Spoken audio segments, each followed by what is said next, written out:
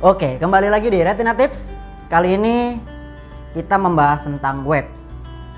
Mungkin teman-teman ingin membuat web untuk usahanya atau untuk bisnisnya ya.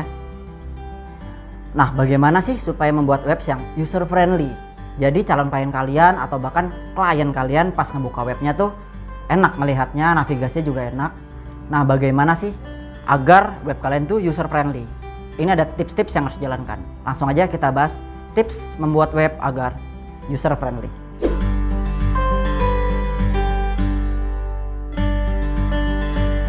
Tips yang pertama adalah gunakan font yang mudah dibaca. Nah, itu jelas ya.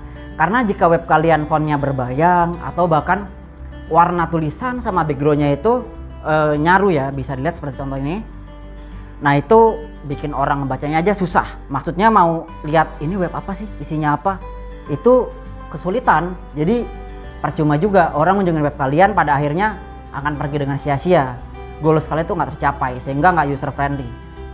Sehingga yang pertama itu fontnya harus mudah dibaca. Jangan sampai bikin orang masuk tuh kapok, kayak web ini nih nyusahin, ngebacanya susah, bingungin. Akhirnya web kalian dianggap web yang nggak penting atau nggak jelas. Tips yang kedua adalah web kalian tuh harus adaptif atau responsif.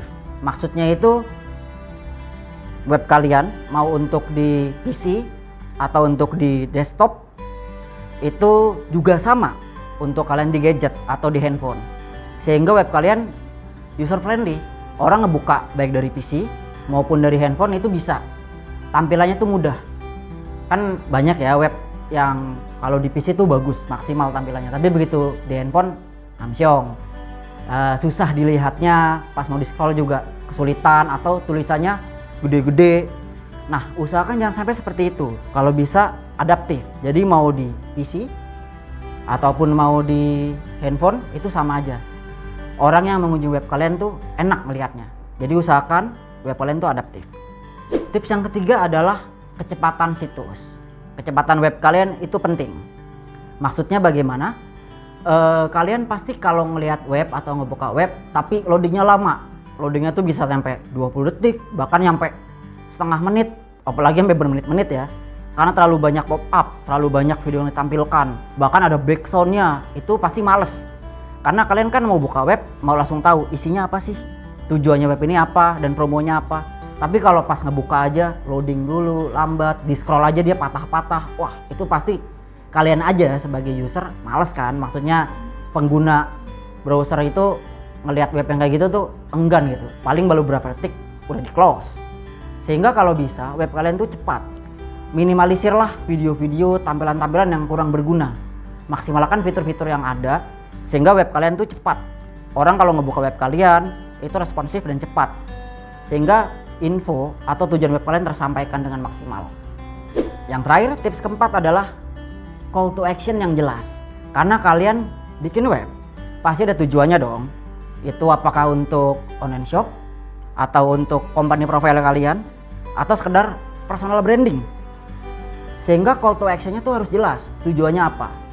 Jika memang ini untuk closingan, mungkin produk, itu ada permalink atau paling bawah itu untuk mengakses produknya, nanti bayarnya kemana, transfernya kemana, lalu bukti transfer kirimnya kemana. Sehingga call to action jelas.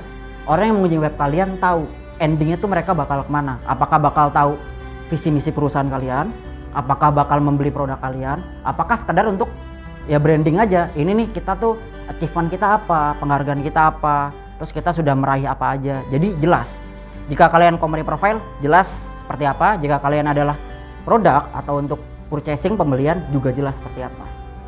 Sehingga orang yang datang ke web kalian tahu dan sampai pada tujuannya. Jadi nggak muter-muter di web kalian nggak jelas tujuannya apa. Sehingga call to action-nya harus jelas. Ya, demikianlah bagaimana supaya web kalian itu user friendly. Tips-tipsnya.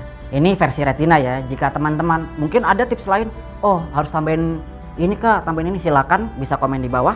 Kita open aja, terbuka bagi kalian yang punya tips, share aja. Karena kita saling berbagi di sini.